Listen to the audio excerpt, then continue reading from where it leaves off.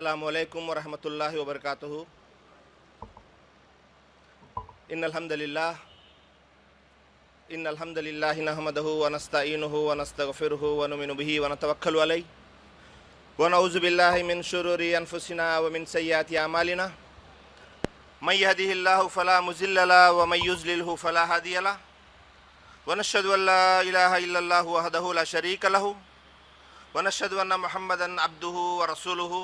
अम्मा बाद फ़इन्न खैरल हदीस किताबुल्लाह व खैरल हदी हदी मुहम्मदिन सल्लल्लाहु अलैहि वसल्लम व शर्रल उमूरि मुहदसातुहा व कुल्लु मुहदसतिन बिदअह व कुल्लु बिदअतिन ज़लाला व कुल्लु ज़लालतिन फिन्नार।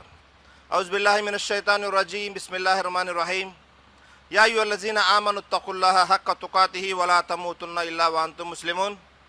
रब्बि इश्रह ली सदरी व यस्सिर ली अमरी वहलुल उक़दतम मिन लिसानी यफ़क़हू क़ौली। रब्बि ज़िदनी इल्मा रब्बि ज़िदनी इल्मा रब्बि ज़िदनी इल्मा सुब्हानक ला इल्म लना इल्ला मा अल्लमतना इन्नका अंतल अलीमुल हकीम। ముందుగా సర్వ ప్రశంసలు, సర్వ పొగడ్తలు, సర్వ ఆరాధనలు సర్వలోకాలకు ప్రభు అయినటువంటి అల్లాహ్కు మాత్రమే శోభిస్తాయి. ఆ అల్లాహ్ అమితమైన దయా కరుణ కలిగి సర్వ సృష్టికి కర్తగా ఉన్నాడు. సృష్టి యొక్క భూత భవిష్యత్ కాలాలు ఎరిగినవాడు, పూర్తి ప్రపంచంపై అధికత కలవాడు. అల్లాహ్ ఎంతో శుభకరుడు, శుభప్రదుడు, సర్వాధిక్యుడు, సర్వోత్తముడు, కరుణించేవాడు, మన్నించేవాడు మరియు శిక్షించేవాడు కూడాను. అల్లాహ్ గోప్యంగా ఉన్న, బహిర్గతమై ఉన్న అన్ని విషయాలను ఎరిగినటువంటి వాడు, ఎటువంటి లోపములు బలహీనతలు లేనటువంటి వాడు. ప్రజలు కల్పించేటటువంటి దైవత్వపు భాగస్వామ్యం వర్తించకుండా పరమ పవిత్రంగా ఉన్నటువంటి అల్లాహ్ పేరుతో ప్రారంభిస్తున్నాను. సమస్త ప్రవక్తలపై అల్లాహ్ యొక్క శాంతి మరియు శుభాలు వర్షించుగాక, ఆమీన్. అలాగే నైతికతలో పూర్తి ప్రపంచానికి ఆదర్శనీయుడు, వక్తగా, ప్రవక్తగా, సంఘ సంస్కర్తగా, నాయకుడిగా, యోధుడిగా, స్నేహితుడిగా, ఇలా ఒకటేమిటి అన్ని రంగాలలో, అన్ని వేళల్లో, అన్ని ప్రదేశాలలో తన యొక్క వ్యక్తిత్వం ద్వారా ప్రజలందరినీ ఆకట్టుకున్నటువంటి మానవ మహోపకారి, విశ్వ ప్రవక్తల నాయకుడు, కారుణ్యమూర్తి, అంతిమ దైవ ప్రవక్త ముహమ్మద్ సల్లల్లాహు అలైహి వసల్లం. ఆయనపై అల్లాహ్ యొక్క శాంతి, శుభాలు, కారుణ్యం వర్షించుగాక, ఆమీన్. సోదర మహాశయులారా, సోదరిమణులారా, ముందుగా నేను సృష్టికర్త అయిన అల్లాహకు కోటాను కోట్ల కృతజ్ఞతలు తెలుపుకుంటున్నాను. ఎందుకని అంటే ఈరోజు ఏర్పాటు చేసినటువంటి సమాజ సంస్కరణ అనే కార్యక్రమంలో మీ ముందు కొన్ని ధార్మిక విషయాలను చర్చించేటటువంటి అవకాశం కల్పించినందుకు. అలాగే ఈ కార్యక్రమం ఎవరైతే ఏర్పాటు చేశారో కాకినాడ జిల్లా జమియత్ అహ్లదీస్ సభ్యులు మరియు వారికి ప్రత్యక్షంగా పరోక్షంగా సహాయ సహకారాలు అందించిన వారందరికీ కూడా అల్లాహ్ ఇహపర లోకాల్లో మంచి ప్రతిఫలం ప్రసాదించాలని దుఆ చేస్తున్నాను. మరి ఈ కార్యక్రమంలో నాకు ఇవ్వబడినటువంటి అంశము ఇస్లాంలో స్త్రీల యొక్క హక్కులు. అసలు ఈ అంశాన్ని చర్చకు తీసుకురావడానికి గల ముఖ్య కారణం ఏమిటి అంటే, మనం పరిశీలన చేస్తే ఎప్పుడైతే దైవప్రవక్త ముహమ్మద్ సల్లల్లాహు అలైహి వసల్లం వారు వచ్చి ఇస్లాం ధర్మాన్ని పరిపూర్తి చేశారో అంటే 1400 సంవత్సరాల క్రితం, అప్పటి నుండి ప్రతి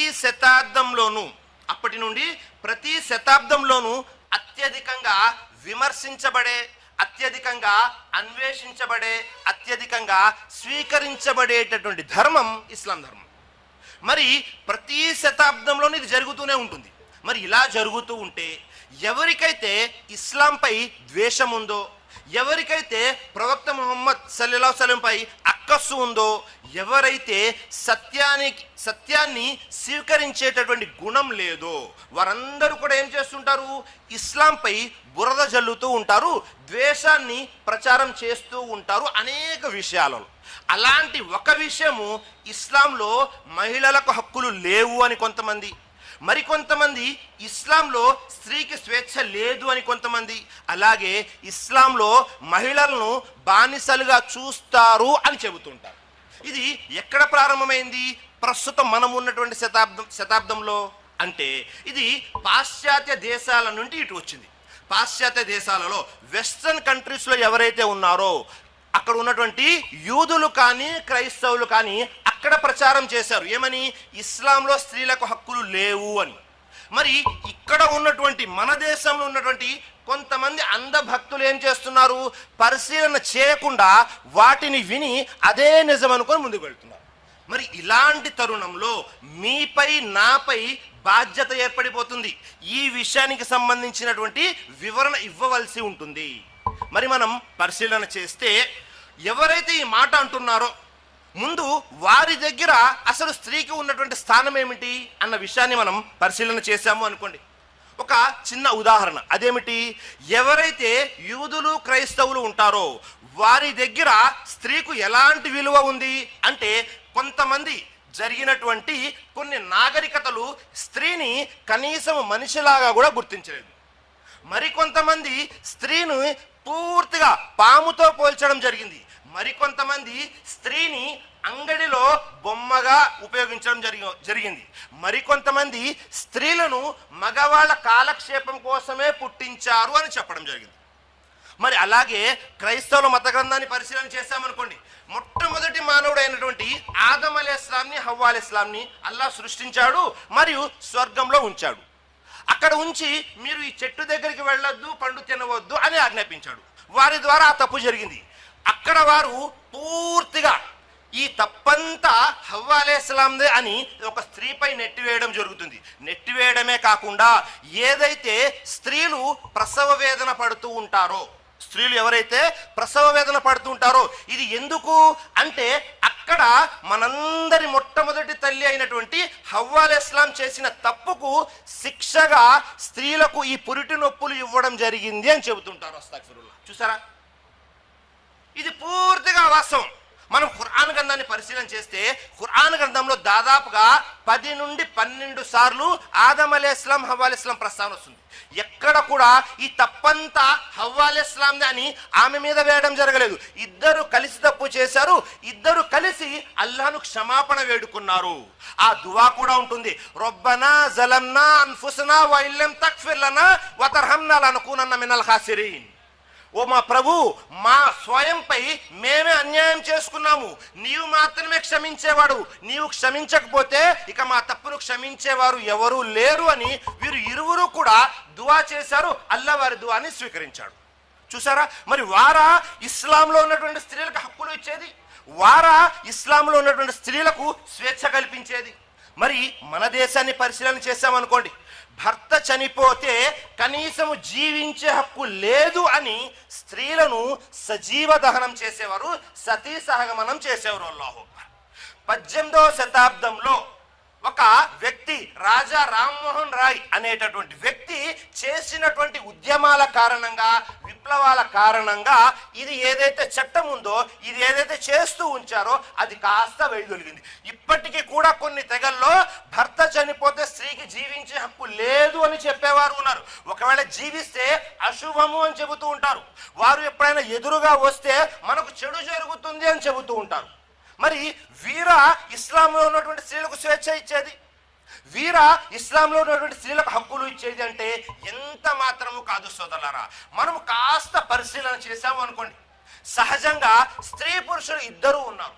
వీరిలో బలహీనంగా ఉన్నటువంటి స్త్రీపై అనాదిగా బలవంతులు అయినటువంటి, జ్ఞానం లేనటువంటి పురుషులు వారిపై దౌర్జన్యాలు చేస్తూ వచ్చారు, వారిపై అమానుషాలు చేస్తూ వచ్చారు, వారిపై అత్యాచారాలు, అఘాయిత్యాలు చేస్తూ వచ్చారు. ఇలా చేసిన ప్రతిసారి ఏం జరుగుతుంది అంటే, సమాజంలో కొంతమంది స్త్రీలకి హక్కులు కల్పించాలి అని, మరికొంతమంది స్వార్థంతో, మరికొంతమంది సమాజ శ్రేయస్సుతో కొన్ని విప్లవాలను తీసుకువచ్చి స్త్రీల యొక్క హక్కుల గురించి ప్రయత్నాలు చేశారు. మరి వీరిలో ఎవరైనా సఫలీకృతులు అయ్యారా అంటే నిర్మోహమాటంగా చెప్పవచ్చు, ఎవ్వరూ సఫలీకృతులు కాలేదు.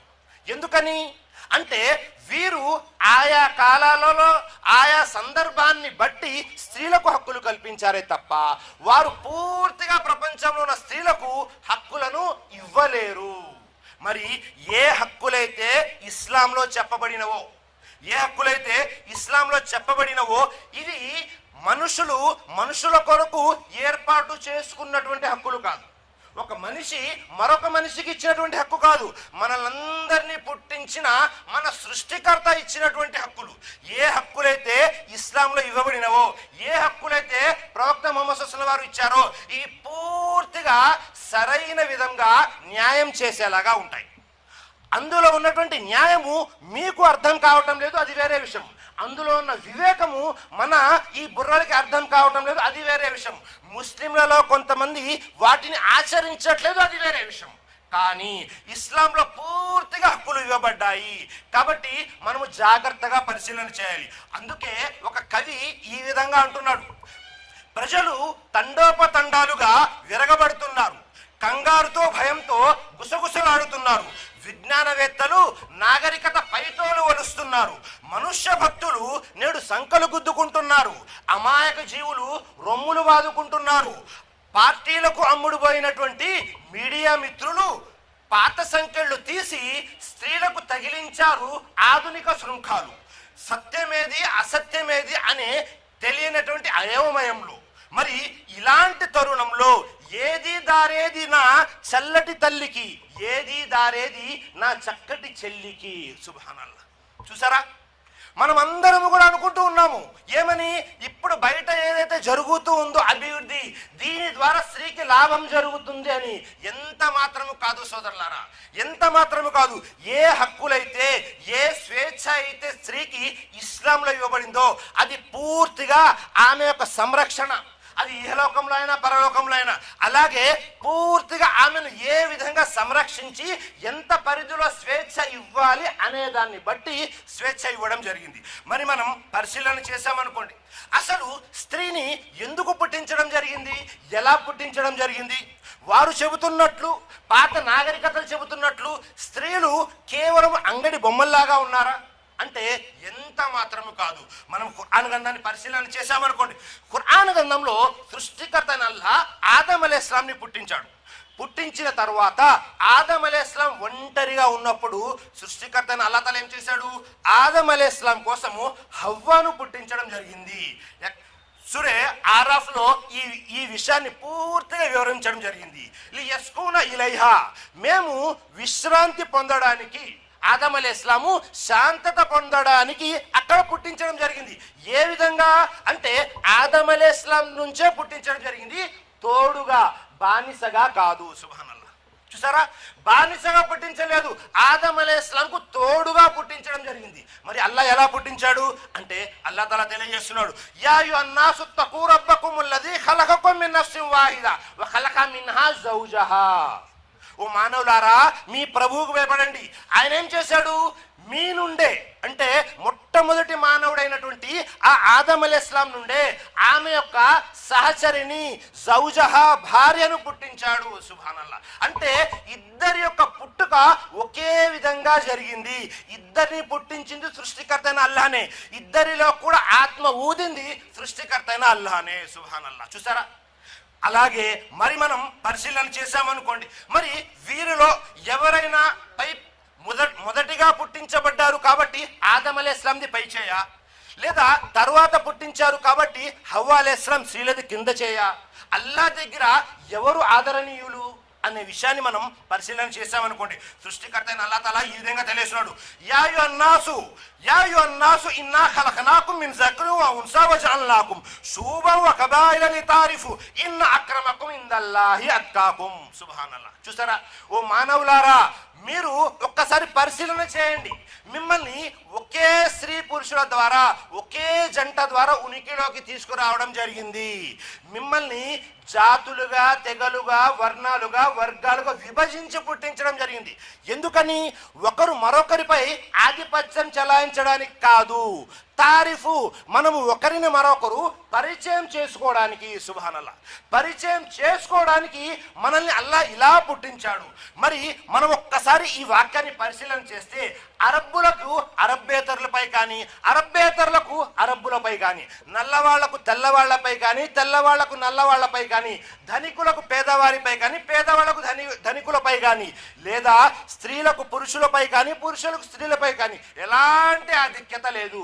అల్లా దగ్గర అందరికంటే ఆదరణీయులు గొప్పవారు ఎవరు అంటే ఎవరైతే అల్లాకు భయపడేవారే వారే అందరికంటే గొప్పవారు. వారు స్త్రీలైనా అవ్వచ్చు, పురుషులైనా అవ్వచ్చు, వారు నల్లవారైనా అవ్వచ్చు, తెల్లవారైనా అవ్వచ్చు.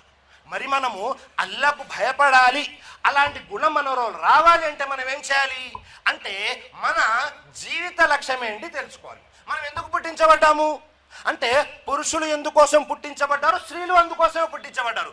వమా ఖలక్తుల్ జిన్న వల్ ఇన్సా ఇల్లా లియఅబుదూన్, నేను మానవులను జిన్నులను కేవలము నా ఆరాధన కోసం మాత్రమే పుట్టించాను అంటున్నాడు సృష్టికర్త అల్లాహ్. మనుషులు ఎలాగైతే మనం మగవారం ఎలాగైతే అల్లాహ్ను ఆరాధించడం కోసం పుట్టామో అలాగే స్త్రీలు కూడా అందుకోసమే పుట్టించబడ్డారు. మరి ఇక్కడ దాకా బాగానే ఉందండి. మరి ఖురాన్లో ఒక వాక్యం ఉంది కదా, ఏమిటది? అర్రిజాలు కవ్వామున అలన్ నిసాయి బిమా ఫజ్జలల్లాహు బాజహుం అలా బాజ్.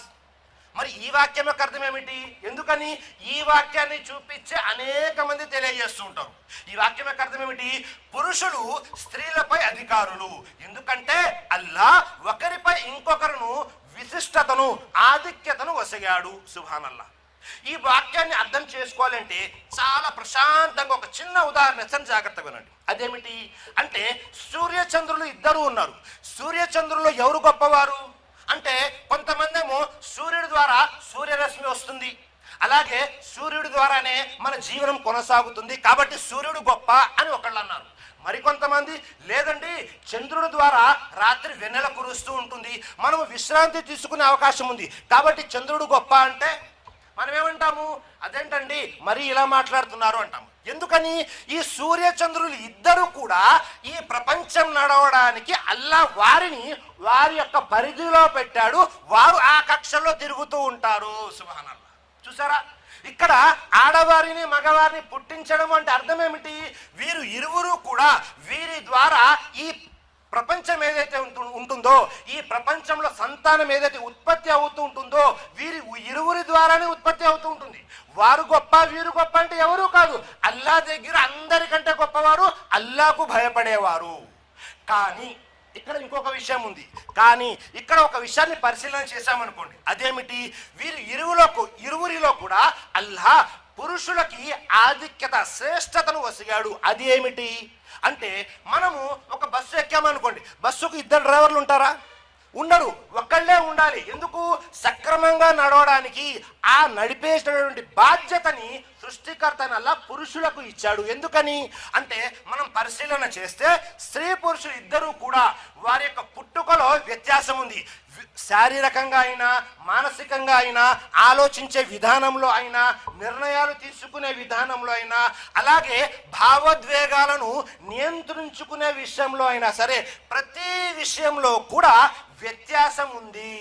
ఈ వ్యత్యాసం కారణంగా సృష్టికర్తనల్లా మగవారికి కాస్త అధికారాన్ని ఇచ్చాడు.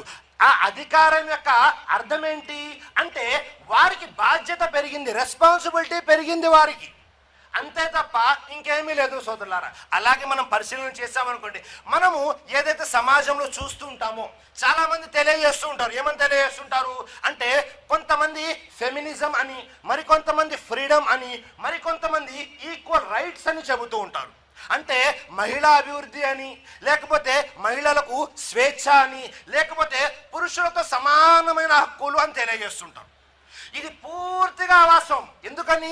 ఏ స్వేచ్ఛ అయితే మీరు కోరుకుంటున్నారో ఆ స్వేచ్ఛ ఇస్లాంలో లేదు. ఏ స్వేచ్ఛ అంటే స్వేచ్ఛను అడ్డం పెట్టుకొని మనం ఇష్టం వచ్చినట్లు అర్ధనగ్న ప్రదర్శనలు చేయడము, లేకపోతే మనం ఇష్టం వచ్చినట్లు ఎవరు ఏం చేసినా అడిగే నాదుడే లేడు అన్నట్లుగా ఏదైతే స్వేచ్ఛ ఉందో అది మాత్రం ఇస్లాంలో లేదు. ఎందుకని? ఇస్లాంలో స్త్రీ పురుషులు ఇద్దరూ కూడా సృష్టికర్తన అల్లాహకు బానిసలు. ఆయన ఏ విధంగా జీవితం గడపమన్నాడో ఆ విధంగా మనం జీవితం గడపాలి. కాబట్టి ఈ విషయాన్ని మనం జాగ్రత్తగా అర్థం చేసుకోవాలి. అలాగే మనం పరిశీలన చేశామనుకోండి, అసలు ఇస్లాంలో స్త్రీలకు ఇవ్వబడినటువంటి హక్కులు ఏమిటి అంటే ఒక 4 హక్కులు ఉన్నాయి. మొట్టమొదటిగా ఆధ్యాత్మిక హక్కులు, 2 ఆర్థిక హక్కులు, 3 సామాజిక హక్కులు, 4 విద్యను అభ్యసించే హక్కులు. మొట్టమొదటి విషయాన్ని పరిశీలన చేశాము అనుకోండి, అదేమిటి? ఆధ్యాత్మిక హక్కులు. స్త్రీలు ఎందుకోసం పుట్టించబడ్డారు అంటే ఇస్లాంలో పురుషులకి మాత్రమే ఉందండి స్వర్గం, అందుకే బయట ప్రచారం కూడా చేస్తుంటారు. అదేమిటి, ఎవరైనా జిహాద్ చేసి చనిపోతే 72 కన్యలు దొరుకుతూ ఉంటారు అని. మరి స్త్రీలకి, ఇస్లాంలో స్త్రీలకు అసలు స్వర్గమే లేదు అని ప్రచారం చేసేవారు కూడా ఉన్నారు. ఇది వాస్తవమా అంటే పూర్తిగా అవాస్తవం. మనం ఖురాన్ గ్రంథాన్ని పరిశీలన చేశామనుకోండి, సృష్టికర్త అయిన అల్లాహ్ ఈ విధంగా తెలియజేస్తున్నాడు, వమన్ యఅమల్ మినస్ సాలిహాతి మిన్ జక్రిన్ ఔ ఉన్సా వహువ ముమిన్ ఫౌలాయిక యద్ఖులూనల్ జన్న వలా యుజ్లమూన నకీరా. సృష్టికర్త అల్లాహ్ ఏం తెలియజేస్తున్నాడు, సత్కార్యాలు చేసేవారు పురుషులైనా స్త్రీలైనా వారు విశ్వసించి ఉంటే ఇలాంటి వారు స్వర్గంలో ప్రవేశిస్తారు. వారికి ఖర్జూరపు గింజపై ఉండే ఘాటుకు సమానంగా కూడా అన్యాయం జరగదు. సుబ్హానల్లాహ్. చూసారా, ఇస్లాంలో స్వర్గ నరకాలు అనేవి స్త్రీ పురుషులు ఇద్దరికీ సమానంగా ఉన్నాయి. ఇంకా ఒక మెట్టు మనం ఆలోచించామనుకోండి, స్త్రీలు సునాయాసంగా స్వర్గానికి వెళ్ళిపోవచ్చు పురుషుల కంటే కూడా. పురుషుల మీద అనేక బాధ్యతలు ఉంటాయి, స్త్రీలు చాలా సునాయాసంగా స్వర్గానికి వెళ్ళొచ్చు. కాబట్టి ఇస్లాంలో స్త్రీలు స్వర్గానికి వెళ్ళరు అనేది అపోహ, వెళ్ళొచ్చు అనేది వాస్తవం. అలాగే రెండో విషయాన్ని పరిశీలన చేశామనుకోండి, అవేమిటి, ఆర్థిక హక్కులు. ఇస్లాంలో చాలా మంది పురుషులు ఏం చేస్తుంటారంటే స్త్రీలని చదువుకోనివ్వరండి, స్త్రీలని ఉద్యోగాలు వ్యాపారాలు చేయనివ్వరు. దాని కారణంగా ముస్లిం సమాజం వెనకబడిపోతుంది అని తెలియజేస్తుంటారు. అల్లాహు నిజంగా ఇస్లాంలో స్త్రీలకి సంపాదించే హక్కు ఉందా లేదా అనే విషయాన్ని మనం పరిశీలన చేశాము అనుకోండి, దీనికి చాలా సునాయాసమైన సమాధానం. అదేమిటి, ఇస్లాంలో స్త్రీ పుట్టినప్పుడు తండ్రి బాధ్యత అయిపోతుంది, పూర్తిగా పెంచి పోషించేది. ఒకవేళ వివాహం అయిపోతే భర్త బాధ్యత అయిపోతుంది. ఒకవేళ కుమారులు ఉంటే కుమారుల బాధ్యత అయిపోతుంది. వారి మీద అసలు సంపాదించే బాధ్యత లేనే లేదు. ఎందుకని, ఈ బాధ్యత పూర్తిగా మగవారిపై, పురుషులపై మోపబడింది. ఎందుకని, వారి యొక్క పుట్టుకలోనే వారిని సృష్టికర్త అల్లాహ్ చాలా సుకుమారంగా పుట్టించాడు, చాలా మెతక వైఖరిగా పుట్టించాడు. కాబట్టి వారి మీద ఈ బాధ్యత లేదు. ఎప్పుడైనా సరే అత్యవసర పరిస్థితులు, వారికి తండ్రి లేరు సంపాదించడానికి, భర్త లేరు, అలాగే కుమారులు లేరు, సహాయం చేసేవారు ఎవరూ లేకపోతే ఏ హలాల్ పనులైతే షరియత్ పరిభాషలో, షరియత్ యొక్క పరిధిలో ఉండి చేయవచ్చో అవన్నీ కూడా వారు చేయవచ్చు. కాబట్టి ఇందులో ఏమీ లేదు. అలా కాదండి, ఇద్దరికి కూడా సమానంగా హక్కులు ఉండాలి అని ప్రస్తుతం మనం చూస్తుంటాము. ఎక్కడ చూసినా కొన్ని చోట్ల 33% రిజర్వేషన్ అని ఆడవారికి, మరి కొన్ని చోట్ల 50% రిజర్వేషన్ అని అంటున్నారు. మరి ఈ విషయంలోనే సమానంగా ఉండాలా? మనం మరొక కోణంలో ఆలోచన చేస్తామనుకోండి, అదేంటండి ఫస్ట్ డెలివరీ కదా, ఈసారికి పురుషులకి వచ్చేలాగా, ప్రెగ్నెన్సీ వచ్చేలాగా చేద్దామంటే అవుతుందా? అవదు. లేదండి బాబుకి పాలు నేను ఇస్తాను అని పురుషులు ఇవ్వగలరా? సమానము అంటే అన్నిట్లో సమానంగా ఉండాలి కదా. సమానం అనేది చేయలేము. మనము పగలు కూర్చొని నాకు చంద్రుడు కనబడాలి అంటే కనబడ్డు, రాత్రి చీకటిలో నాకు సూర్యరశ్మి కావాలి అంటే దొరకదు. ఇక్కడ చాలా తెలివిగా పాతకాలంలో ఏమయ్యేది అంటే స్త్రీలపై ఉన్న బట్టలు లాగితే పెద్ద పెద్ద గొడవలు జరిగాయి. నేటి కాలంలో ఏమైపోయింది, స్త్రీలని మీకు స్వేచ్ఛ ఉందండి, మీరు ఏమైనా చేయొచ్చు అని వారి బట్టలు వారి చేత చేస్తున్నారు ప్రజలు. ఇది అర్థం కాక అయోమయంలో ఈ స్త్రీలేమో వాళ్ళ స్వేచ్ఛ ఎక్కడ పోతుందో అని కంగారు పడిపోతున్నారు. చూసారా? అలాగే తెలివిగా ఏం చేశారు, స్త్రీల బాధ్యతలు వారికి ఉన్నప్పటికీ ఇంకా ఎక్స్ట్రా బర్డెన్, ఇంకా ఎక్కువ భారాన్ని వారిపై మోసేశారు. వారు సంపాదించాలి, ఉద్యోగాలు చేయాలి, మళ్ళీ ఇంటికి వచ్చి పూర్తిగా ఇంటి బాధ్యత చూసుకోవాలి. కాబట్టి ఇస్లాంలో స్త్రీలకి ఆర్థిక హక్కులు ఉన్నాయా అంటే ఉన్నాయి, కానీ అవి కూడా ఒక పరిధిలో ఉన్నాయి. అలాగే మూడవది ముఖ్యమైనది ఏమిటి అంటే ఇస్లాంలో స్త్రీలకు సామాజిక సాంఘిక హక్కులు. ఈ విషయాన్ని చెప్పి ఇన్షాల్లా నేను నా ప్రసంగాన్ని ముగిస్తాను. అదేమిటి అంటే ఇస్లాంలో స్త్రీలు సామాజిక సాంఘిక హక్కుల్ని పరిశీలన చేస్తే 3 విషయాలు ఉన్నాయి. మొట్టమొదటిది కూతురు యొక్క హక్కులు, 2 భార్య యొక్క హక్కులు, 3 తల్లి యొక్క హక్కులు. ఈ 3 విషయాన్ని పరిశీలన చేస్తే మొట్టమొదటి విషయం కూతురు యొక్క హక్కులు మనం పరిశీలన చేసామనుకోండి, ప్రవక్త వారి కాలంలో ఆడపిల్ల పుడితేనే సజీవ సమాధి చేసేసేవారు. ఆడపిల్ల పుడితేనే సజీవ సమాధి చేసేసేవారు. ఇప్పుడు కూడా అనేక మంది ఏం చేస్తున్నారు, అప్పుడైతే కనీసం పుట్టనిచ్చారు, ఇప్పుడు కనీసం పుట్టే అవకాశం కూడా లేకుండా స్కానింగ్ చేసేసే మన భారతదేశంలోనే ప్రతి సంవత్సరము కొన్ని కోట్ల ఆడపిల్లల్ని కడుపులోనే చంపేస్తున్నారు. అల్లాహ్ మరి మనకు ఇస్లాం ఏం తెలియజేసింది అంటే సృష్టికర్త అయిన అల్లాహ్ తఆలా తెలియజేస్తున్నాడు, వలా తఖ్తులు ఔలాదుకుం మిన్ ఇమ్లాక్ నహ్ను నర్జుకుకుం వ ఇయ్యాహుం. మీరు దారిద్ర్యం యొక్క భయంతో మీ సంతానాన్ని హత్య చేయమాకండి. అల్లాహ్ మీకు ఉపాధినిస్తాడు, వారికి కూడా ఉపాధిని ప్రసాదిస్తాడు. ఉపాధిని ప్రసాదించేవాడు సృష్టికర్తను అల్లాహ్ అని అల్లాహ్ తఆలా తెలియజేస్తున్నాడు. కాబట్టి ఎవరైనా సరే మేము పెంచలేము పోషించలేము అనే ఆలోచన లేవద్దు. అలాగే మరికొంతమంది లేదండి నాకు 2 పిల్లలు చాలు, ఎక్కువ మంది పిల్లలు పోషించలేను. పోషించేవాడు సృష్టికర్తను అల్లాహ్ రజ్జాక్. మీరు నేను కేవలం నిమిత్త మాత్రులు మాత్రమే అని సృష్టికర్తను అల్లాహ్ తఆలా తెలియజేశాడు. మరీ ముఖ్యంగా ఆడపిల్ల గురించి తెలియజేస్తున్నాడు. ఏమని? వైజా బుష్ర అహదుహుం బిల్ ఉన్సా జల్ల వజ్హుహు ముస్వదం వహువ కజీం. వారిలో ఎవరికైనా సరే ఆడపిల్ల పుట్టింది అన్న శుభవార్త వినిపిస్తే సుబ్హానల్లాహ్, సృష్టికర్త అయిన ఖురాన్ గ్రంథంలో ఆడపిల్ల పుట్టడాన్ని శుభవార్తగా చెప్పడం జరిగింది. సుబ్హానల్లాహ్, మగపిల్లవాడు పుట్టడాన్ని శుభవార్తగా వివరించడం జరగలేదు. చూసారా? ఎవరికైనా ఆడపిల్ల పుట్టింది అన్న శుభవార్త వినిపిస్తే వాడి యొక్క ముఖము నల్లగా మారిపోతుంది, వారి యొక్క హృదయము కుతకుతలాడిపోతూ ఉంటుంది. ఇక నేను ఈ అవమాన భారంతో ప్రజల్లోకి ఎలా తిరగాలి అని ఆలోచిస్తుంటాడు. ఇక ఈ పాపను సజీవంగా ఉంచాలా లేదా సజీవ దహనం చేసేయాలా, సజీవంగా పాతి పెట్టేయాలా అని ఆలోచిస్తూ ఉంటాడు. ఎంత దుర్మార్గంగా ఆలోచిస్తున్నాడు చూడండి. సుబ్హానల్లాహ్. కాబట్టి ఆనాటి కాలంలో ఇలాంటి ఆలోచనలు ఉండేవి. సృష్టికర్త అల్లాహ్ ఖురాన్లో చెప్పినటువంటి ఈ వాక్యాల ఆధారంగా దైవప్రవక్త ముహమ్మద్ సల్లల్లాహు అలైహి వసల్లం వారు కూడా తెలియజేశారు, మీలో ఎవరికైనా సరే 3 కానీ 2 కానీ ఆడపిల్లలు ఉండి వారిని సక్రమంగా పెంచి పోషించి విద్యాబుద్ధులు నేర్పించి వివాహము చేశారా, మీరు నాతో పాటు స్వర్గంలో ఇలా ఉంటారు అని చూపుడు వేలుని మధ్య వేలుని చూపించారు దైవప్రవక్త ముహమ్మద్ సల్లల్లాహు అలైహి వసల్లం. అప్పుడు ఆనాటి కాలం ఏమైంది? ఆడపిల్ల పుట్టడము అవమానము కాదు, అదృష్టముగా భావించారు. ఆడపిల్ల అంటే భారము కాదు, బాధ్యత అని తీసుకున్నారు. ఆడపిల్ల అంటే నరకానికి వెళ్ళడం కాదు, మనల్ని స్వర్గానికి తీసుకువెళ్తుంది అన్న ఆలోచనలో అల్హమ్దుల్లాహ్ ఆనాటి కాలంలో వీళ్ళందరూ కూడా వచ్చారు. కాబట్టి ఇది ఆడపిల్లలకి అంటే కూతుర్లకి మనం ఇచ్చేటటువంటి హక్కు. అలాగే రెండో విషయం ఏమిటి అంటే మనము భార్యగా ఇవ్వవలసిన హక్కులు ఏమిటి? దైవప్రవక్త ముహమ్మద్ సల్లల్లాహు అలైహి వసల్లం తెలియజేశారు. ఏమని తెలియజేశారు? యా మాషర షబాబ్ మన్ ఇస్తతా మిన్కుముల్ బాతా ఫల్యతజవ్వజ్. అర్థం ఏమిటి అంటే, ఓ నవయువకులారా, మీలో స్తోమత ఉన్నవారు వివాహం చేసుకోండి. సుబ్హానల్లాహ్. ఎవరిలో అయితే మనకు స్తోమత ఉందో మనం వివాహం చేసుకోవాలని పురుషులుగా ఆజ్ఞాపించారు. ఒకవేళ స్త్రీలైతే వారి యొక్క తల్లిదండ్రులపై ప్రత్యేకంగా తండ్రిపై ఉంటుంది, ఒకవేళ వారి యొక్క సోదరుడు ఉంటే సోదరులపై ఉంటుంది. కాబట్టి వివాహం మనం చేసుకోవాలి. దైవప్రవక్త ముహమ్మద్ సల్లల్లాహు అలైహి వసల్లం వారు తెలియజేశారు. ఏమని తెలియజేశారు అంటే, మీరు వివాహం చేసుకున్న తరువాత మీరు ఖర్చు పెట్టేటటువంటి విషయంలో జాగ్రత్తగా గుర్తుపెట్టుకోండి. మీరు ఖర్చు పెట్టే 1 దినార్ దేనికోసము?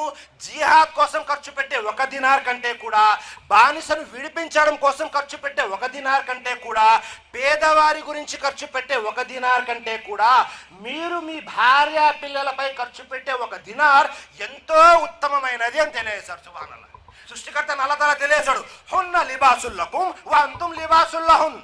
మీరు వారికి దుస్తులు, వారు మీకు దుస్తులు.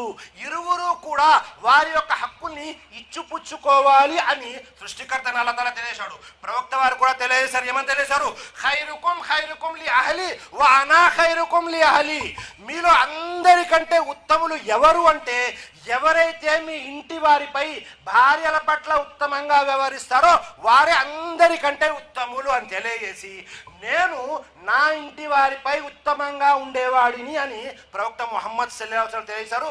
ఇంకా భార్య హక్కుల గురించి చెప్పాలి అంటే ఆ ఒక్క అంశమే దాదాపుగా 1 గంట సేపు చెప్పవచ్చు. ఇవి ఇస్లాంలో భార్యకు ఇవ్వబడినటువంటి హక్కులు. అలాగే చివరిగా మనం పరిశీలన చేశామనుకోండి, అదేమిటి అంటే ఇస్లాంలో తల్లి యొక్క హక్కులు ఏమిటి మనం పరిశీలన చేశామనుకోండి, సృష్టికర్త అల్లాహ్ ఖురాన్ గ్రంథంలో అనేక ప్రదేశాల్లో తెలియజేశాడు. ఏమని తెలియజేశాడు? వబిల్ వాలిదైని ఇహ్సానా. మరీ ముఖ్యంగా ఒక వాక్యంలో తెలియజేస్తున్నాడు, వకజా రబ్బుక అల్లా తాబుదు ఇల్లా ఇయ్యాహు వబిల్ వాలిదైని ఇహ్సానా. మీ ప్రభువు ఈ విధంగా ఆజ్ఞాపించాడు, మీరు ఆయన్ని మాత్రమే ఆరాధించండి. ఆ తరువాత వెంటనే మీరు మీ తల్లిదండ్రుల పట్ల ఉత్తమంగా వ్యవహరించండి అని తెలియజేశారు. సుబ్హానల్లాహ్. మరీ ముఖ్యంగా వారిలో ఇద్దరు కానీ లేదా ఒక్కరు కానీ ఉంటే వారి ముందు విసుగ్గా ఔఫ్చి అని కూడా అనమాకండి అన్నారు ప్రవక్త ముహమ్మద్ సల్లల్లాహు అలైహి వసల్లం తెలియజేశారు. ఒక వ్యక్తి వచ్చి ప్రవక్త వారిని అడుగుతున్నారు. ఏమని అడుగుతున్నారు అంటే, జా రజులున్ ఇల రసూలుల్లాహి సల్లల్లాహు అలైహి వసల్లం ఫకాల మన్ అహక్కున్ నాసి బి హుస్ని సహాబతి. ఓ ప్రవక్త, నాకు ఈ విధంగా తెలియజేయండి అని అడిగారు. ఏమిటది అంటే, ప్రజలందరిలోకెల్లా నేను అత్యంత విధేయత ఎవరికి చూపాలి అని అడిగారు. ప్రవక్త ముహమ్మద్ సల్లల్లాహు అలైహి వసల్లం అన్నారు. ఏమన్నారు? కాల ఉమ్ముక్. ఆ తర్వాత వ్యక్తి అడిగారు, కాల సుమ్మమన్, కాల ఉమ్ముక్, మళ్ళీ కాల సుమ్మమన్, మళ్ళీ కాల సుమ్మ ఉమ్ముక్, ఆ తర్వాత కాల సుమ్మమన్ అంటే కాల అబూక్. చూడండి, ప్రవక్త వారిని అడిగారు, ప్రజలందరిలోకెల్లా నేను ఎక్కువగా విధేయత ఎవరికి చూపను అంటే, ప్రవక్త వారు మొదటి 3 సార్లు నీ తల్లి నీ తల్లి నీ తల్లి అని 3 సార్లు తల్లి గురించి చెప్పారు. 100లో 75% తల్లికి ఇవ్వడం జరిగింది, 25% మాత్రమే తండ్రికి ఇవ్వడం జరిగింది. ఎందుకని ఇలా జరిగింది? ఇద్దరు కలిసే కదా, ఇద్దరు కలవడం వల్లే కదా కుమారులు కానీ కుమార్తెలు కానీ పుట్టారు అంటే అహ్లే ఇల్మ్ తెలియజేస్తున్నారు. ఏమని తెలియజేస్తున్నారు? జాగ్రత్తగా వినండి. ఖురాన్ గ్రంథంలో ఒక వాక్యం ఉంది. అదేమిటి? హమలతుహు ఉమ్ముహు కురహన్ వ వజాతుహు కురహన్ వ హమ్లుహు వ ఫిసాలుహు సలాసూన షహరన్. ఈ 3 విషయాలు ఏవైతే ఉన్నాయో, మొట్టమొదటి విషయం ఏమిటి అంటే, అతని తల్లి అతను బాధను భరిస్తూ తన గర్భంలో మోసింది. ఇందులో తండ్రికి ఏం ప్రమేయం లేదు. 9 మాసాలు మోసింది అతి కష్టం మీద. అలాగే ప్రసవించింది. ఎలా? మరణానికి దగ్గరగా వెళ్ళి ఇతనిని ప్రసవించింది. అందులో కూడా ఆ తండ్రికి ఎలాంటి బాధ్యత లేదు. అలాగే 30 మాసాలు 30 నెలలు తన యొక్క రక్తాన్ని పాలుగా మార్చి బిడ్డలకు ఇవ్వడం జరిగింది. ఈ 3 విషయాలు ఏవైతే ఉన్నాయో, ఈ 3 విషయాల్లో తండ్రి యొక్క ప్రమేయం ఏమీ లేదు. కాబట్టి ప్రవక్త ముహమ్మద్ సల్లల్లాహు అలైహి వసల్లం వారు 3 సార్లు తల్లికి ప్రాధాన్యత ఇచ్చారు, 4వసారి తండ్రికి ఇచ్చారు అని తెలియజేశారు. సుబ్హానల్లాహ్. ఇంతకంటే ప్రత్యేకంగా ఎవరైనా తల్లిదండ్రుల గురించి చెప్పినటువంటి సందర్భాలు పూర్తి ప్రపంచంలో ఇస్లాంలో కాకుండా ఇంకెక్కడైనా ఉన్నాయా? ఎక్కడ ఉండబోవు సోదరులారా. ఇది 3వ విషయం. ఆ తర్వాత మనం పరిశీలన చేశామనుకోండి, చివరి విషయం ఏంటి అంటే, ఇస్లాంలో స్త్రీలకు విద్యాభ్యాసన అనేది లేదు. అంటే స్త్రీలను చదువుకొనివ్వరండి, మహిళలకు స్కూళ్ళకు పంపించరు. ఎక్కడో ఏదో ఒక విషయం జరిగితే ఆ విషయాన్ని పట్టుకొని తీసుకొచ్చి ఇక్కడ తెలియజేస్తుంటారు. మనం పరిశీలన చేశామనుకోండి, అదేమిటి? ఖురాన్ గ్రంథంలో మొట్టమొదటిగా అవతరింపజేయబడిన 5 వాక్యాలు, ఇక్రా బిస్మి రబ్బికల్లజీ ఖలక్, చదవండి సర్వాన్ని సృష్టించిన నీ ప్రభు పేరుతో అని తెలియజేసి, అక్కడ అల్లమల్ ఇన్సాన మాలం యాలం, మేము మనిషికి అతను ఎరుగని దాన్ని నేర్పించాము. అల్లాహ్ అక్బర్. ఇక్కడ మనిషి అంటే పూర్తి మానవ జాతి వచ్చేసింది, స్త్రీలు పురుషులు అందరూ వచ్చేస్తారు. అలాగే ప్రవక్త ముహమ్మద్ సల్లల్లాహు అలైహి వసల్లం తెలియజేశారు, తలబుల్ ఇల్మి ఫరీజతున్ అలా కుల్లి ముస్లిం, ప్రతి ముస్లిం స్త్రీ పురుషులందరిపై కూడా విధిగా ఫరజ్గా చేయబడిన విషయం ఏమిటి అంటే, వారు తప్పనిసరిగా ఇస్లాం యొక్క జ్ఞానాన్ని, ధార్మిక జ్ఞానాన్ని అభ్యసించాలి. కాబట్టి ఇస్లాంలో మహిళలని, స్త్రీలని చదువుకోనివ్వరు అనేది అపోహ. చదువుకోవాలి అని ప్రత్యేకంగా దైవప్రవక్త ముహమ్మద్ సల్లల్లాహు అలైహి వసల్లం వారు వారించారు కూడా. ఒకవేళ మన దగ్గర బానిసలు ఉన్నప్పటికీ వారిని కూడా చదివించమని ప్రవక్త ముహమ్మద్ సల్లల్లాహు అలైహి వసల్లం ప్రోత్సహించారు. కాబట్టి ఇవన్నీ కూడా ఇస్లాంలో స్త్రీలకు ఇవ్వబడేటువంటి హక్కులు సోదరులారా. ఒకే ఒక్క విషయం గుర్తుపెట్టుకోండి, అదేమిటి? ఒకవేళ ఇస్లాంలో స్త్రీలకు హక్కులు లేవు అంటే పూర్తి ప్రపంచంలో స్త్రీలకు హక్కులు లేని దాంతోనే సమానం, ఇంకెక్కడా దొరకవు. కాబట్టి సృష్టికర్త అల్లాహ్తో దువా చేస్తున్నాను, ఏ విషయాలైతే మనం మాట్లాడుకున్నామో, చర్చించుకున్నామో, ఈ అన్ని విషయాలని ఎలాగైతే ప్రవక్త వారు సహాబాలు అర్థం చేసుకున్నారో అదే విధంగా మనం కూడా అర్థం చేసుకొని ఆచరించేటటువంటి సద్బుద్ధిని, సౌభాగ్యాన్ని ప్రసాదించుగాక. ఆమీన్. అలాగే ఎవరెవరైతే మహిళల యొక్క హక్కుల్ని ఇవ్వటం లేదో వాళ్ళందరూ కూడా మహిళల యొక్క హక్కులు ఇచ్చేటటువంటి భాగ్యాన్ని కలిగించుగాక. ఆమీన్. అలాగే ఎవరెవరైతే ఈ కార్యక్రమంలో హాజరయ్యారో అల్లా వీరందరిలో కూడా ఎవరైతే అప్పుల బాధతో ఉన్నారో అల్లా వారి అప్పులు తీర్చేటటువంటి మంచి మార్గాన్ని సులభతరం చేయుగాక. ఎవరైతే అనారోగ్యంతో ఉన్నారో వాళ్ళందరికీ మంచి ఆరోగ్యాన్ని ప్రసాదించుగాక. ఆమీన్. అలాగే చివరిగా మరొకసారి దువా చేస్తున్నాను, ఎవరైతే ఈ కార్యక్రమం ఏర్పాటు చేశారో వారందరికీ అల్లాహ్ ఇహపర లోకాల్లో మంచి ప్రతిఫలాన్ని ప్రసాదించుగాక. వాఖిరు దావానా అనిల్ హమ్దులిల్లాహి రబ్బిల్ ఆలమీన్. అస్సలాము అలైకుం వరహ్మతుల్లాహి వబర్కాతుహు.